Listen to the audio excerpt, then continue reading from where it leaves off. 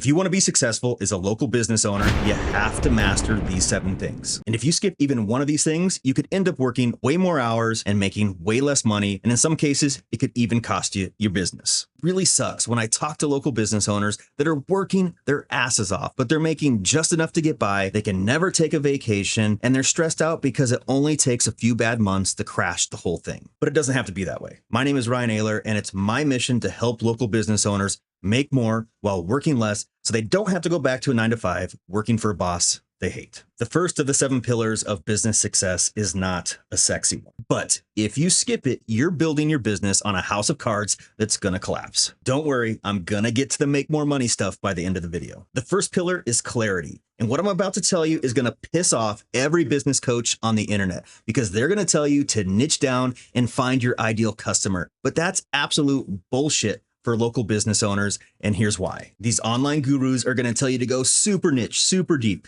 They need to be in their 30s, they need to be a dog owner, they need to live in a condo, but you're not an online business. You're a local business that usually serves a radius of 30 miles or less. Your niche isn't who you serve. It's identifying the problems you solve that generate the most revenue at the highest margins, and then finding the people that have those problems. Let me tell you how this impacted me personally, my first business as a local personal trainer. I had a gym, I opened it up, and I wanted to only work with athletes, young athletes. Well, here's the problem.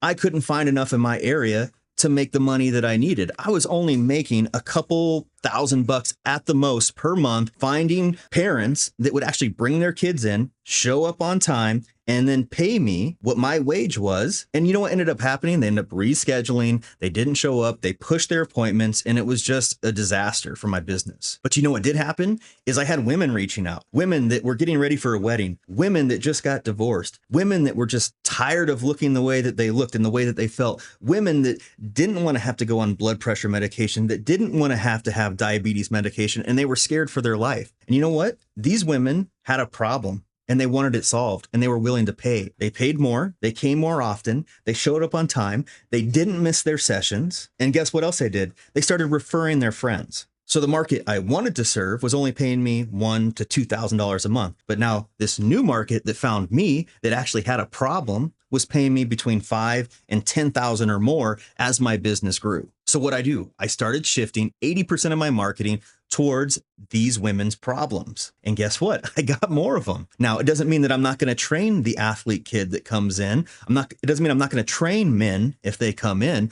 But if I know my highest margin, highest revenue clients are women between 30 and 50, then I would be dumb to not go out and use most of my marketing energy to attract those people in, because it's the easiest way to get clients and the easiest way to make the most profit. If you want to make more money in your business starting right now, look at your books. Where are you making the most money? Where are you making the most profit? Not what you like doing the most. What is the demand? Take a moment, go in your books and see where's that area of opportunity. Who should you be targeting? Who's the easiest to work with? Who pays on time? What problems do they have? That's what you should be looking for. That's where the money's at. That's where the gap is. And where a lot of businesses are failing is they're not finding where the pain is that they can solve and then extracting it. Once you find this problem that you solve that generates you the most revenue at the highest margins, it's time to make a marketing campaign just around this, solving this problem, show it in your marketing, and you're gonna see a huge increase in your return on your marketing campaigns when you start doing this approach. Pillar 2 is offers and sales. And unfortunately, most local businesses are terrible at both. Most local businesses talk to a customer and say, yep, I can do that for $500, and they just hope they buy. That's not sales, that's order taking. Most of you probably think that sales is pushy and sleazy, and it's because you haven't learned how to do it right. Real sales is helping people make the best decision for their situation. But you can't help them make a decision if you don't know their real problem. Let's go back to personal training. If someone says, I need to lose some weight, that's not a real problem. I got to figure out why they want to lose that weight. I have a wedding coming up. I just got divorced. I think I'm going to die if I don't lose this weight and I have to go on diabetes medication. That's a real problem. Now I can get them to see, if we don't solve this, what is the consequence of that? Now they have a bigger reason of why they have to do that now. Whereas if I just said, oh yeah, you want to lose some weight? How much? Oh, 20 pounds. Okay, $500. they're going to be like, oh, let me think about it. Or, hey, this guy's cheaper. That's not going to work. That's not sales. That's actually doing them a disservice by just doing the surface level. Here's your problem. Here's the cost. That's not the way to do it. And then once we know what they really want to solve, let's give them good, better, and best. Give them some options. Hey, if you want to do it this way, here's the price. If you want to do it a little bit faster, a little bit better, here's the price. Hey, if you want to make sure this never comes back again, that you stay in the best shape of your life, that you have the habits that are going to just make sure that you stick with this and you get to your goal weight, this is the best solution. Which one would you like to do? So then you get to show them, hey, I can put a Band-Aid on it. Hey, I can fix it pretty good. It probably won't come back. Or, hey, I can fix this forever. So you never have to worry about or pay for this again. And you can apply this to any business. Let's say that you're a plumber and someone has a leak. And you know in that area of town that leaks, once they start happening, they're going to start having them in other parts of their house. So you're like, hey, I can come in here and patch this up for this much. Or I can come in here and I can do a complete scan and see, what other patches are going to need to be done. Or I can just repipe the whole thing using the system we have where we don't even have to dig everything out. We actually put new lines through and you're never going to have to worry about it again. Which do you think is going to be best for you? Do you see how you do that? If you give them options and you can show them good, better, and best, now you're solving a problem and then you let them choose, hey, what level do you want to solve this problem at? And above all, do not be afraid to ask for the sale. A lot of people are afraid to ask. They're afraid to present it. You are doing them a service. You are solving the problem for them. You're making sure that it gets done right. So once you present the options, shut up. This is where everybody goes wrong. In sales, first person to talk loses. It's not always that way, but it's pretty close. People have to think about it.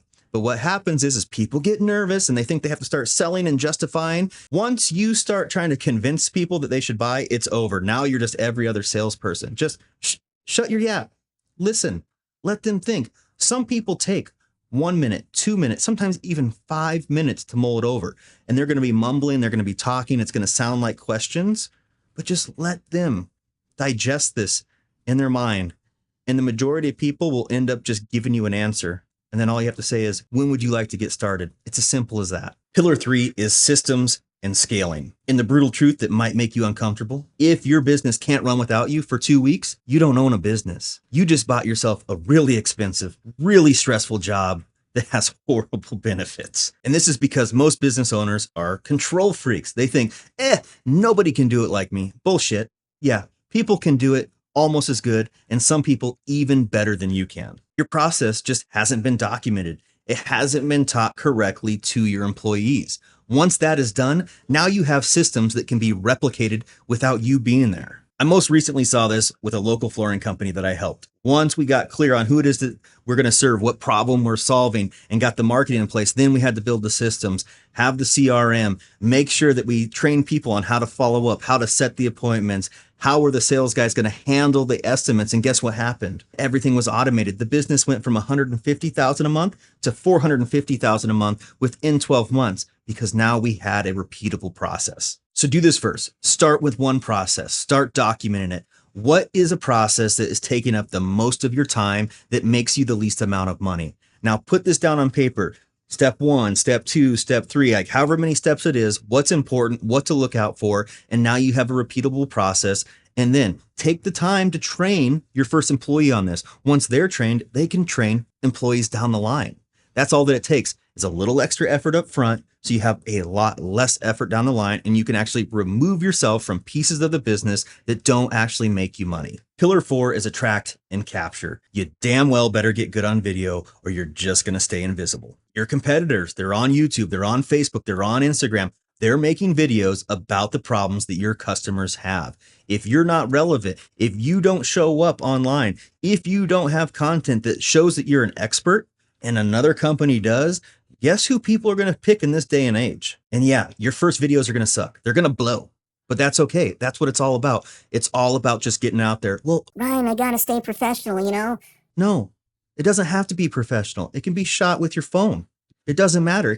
The only thing is you just got to have some good audio. Get a little mic that plugs in there. And as long as your audio is good, people really don't care what it looks like. Yeah. Can you step that up? Is it important to step that up over time? Yes. But being out there, being present, that's more valuable than just saying, hey, I got to wait until I can hire a team to do that. No, just grab your phone and start doing it now. And don't overwhelm yourself. Start with one video a week. Pick a problem, make a video, post it everywhere. Pick a problem, make a video, post it everywhere. Then as you get going, it's going to get better and you're going to figure out what your local audience wants to see. And guess where the secret sauce is? Once you start finding videos that are taking off, you turn those into ads. Pillar 5 is customer experience. Nothing pisses me off more than when a business comes in and it's just a horrible experience. They're rude. They don't show up on time. They don't answer their phone. They don't answer questions. If there's billing things, I can't get a hold of somebody. I'm in this huge loop on their phone. I'm leaving messages. That's how you piss people off. And in the grand scheme of things, most people don't know that if what you do a good job. There's no way for them to measure that. But what they can measure is their experience with you. Was someone polite? Did someone help them? Did someone answer all their questions? Was somebody on time? All of these things add up. And that will go so much further than even doing good work. Yes, you have to do good work. But if you have great customer experiences, you're going to generate way more income than if you were the best at what you do in your field. Here's a secret tip. Handwritten thank you notes. It can be the guys that go to the job. It can be you. But when you write that and you say, hey, we really appreciate your business. Thank you for trusting us. It goes a crazy long way, especially now when everything's digital. Nothing is tangible. We did this in our mortgage business, and we had about 80% of our clients that we did business with come back and use us on their next loan. That is way above industry standard. And it's because they got a note in the mail with a little thing from us that said, hey, thank you for trusting us. Thank you for letting us do this for you. We really appreciate you. And then you end up getting a lot more business. Pillar 7 is mindset and momentum. Stop thinking like an employee. You're not billing by the hour. You're charging for the result. Your 5, 10, 15, 20 years of experience is worth premium pricing. So stop apologizing for being good at what you do and start reviewing your business at least every 90 days. What's working? What's not? If it's working, it's time to double down. If you find that this problem you solve is generating the most income, we need to start going after this. If you find that leaving the handwritten notes are bringing you more business, we need to do more handwritten notes and maybe even go above a handwritten note and something else above and beyond that. Once you find that you're getting that traction and you're creating the systems in your business, that's when the world starts opening up of possibilities. You're going to be making multiple six figures and actually being able to step away, have some time for you, your family. That's running a business instead of owning a job that just kicks you in the ass all day, every day. I already know some of you thinking, Well, Ryan, my business is different. It's different where I live. no, it's not. The fundamentals are the same. I've helped hundreds of businesses across all kinds of different business models and different types of businesses, service-based, where you go to them, white collar, blue collar, it's all the same. The fundamentals are the same. It's just putting them into practice and stop being scared about change. Make some changes, measure the result. It may not work the first time. This may not work. That may not work. Oh, but this worked. Okay, let's get rid of that. Let's do more of this. That's all it comes down to, trial and error. But the problem is people get one little mistake, one little hurdle, and they quit the whole thing. Oh, I'm just going to go back. But the ones that push through and they make the changes, they start to see the result. They start making more money. They stop working less hours. And that's where business actually becomes fun. And here's the crazy thing. Most business owners skip these steps because, Oh, those are just too basic. well, you know what you're doing? You are stepping over dollars to pick up pennies because you're not doing the basics well. Look, if you're sitting here going, Ryan, this all sounds great, but like, I don't even know where to start. And I get it. When I started my first business, I wish that I had a roadmap. I wish I had somebody that laid this all out for me and made it super clear on what I was supposed to do. And it probably would have saved me $100,000 or more in mistakes that I've made over the years. And that's why I created Rush Local. It's a community of local business owners just like you who are putting all of these principles into practice. These are real people sharing real numbers, the real strategies, and we're supporting each other through the process. So if you want to grow your business faster while working less time, links in the description if you want to check it out. If this video helped you at all, hit the like button and it helps other business owners find this content. And you might also want to watch this next video YouTube recommends next.